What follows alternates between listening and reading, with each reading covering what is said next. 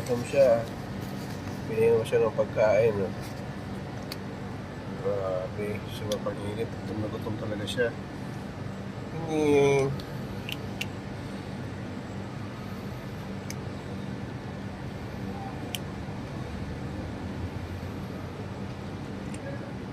Grabe ang gutom. Pero may tubig naman yan dito sa taas yun. Ulit siya nakita. Ayan. Gutom na gutom. Sige, kain ka lang.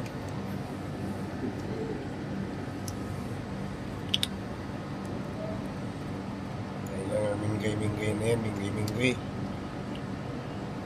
Gutom mo. Sige na, thank you for watching. Mabusog ka, Minggoy.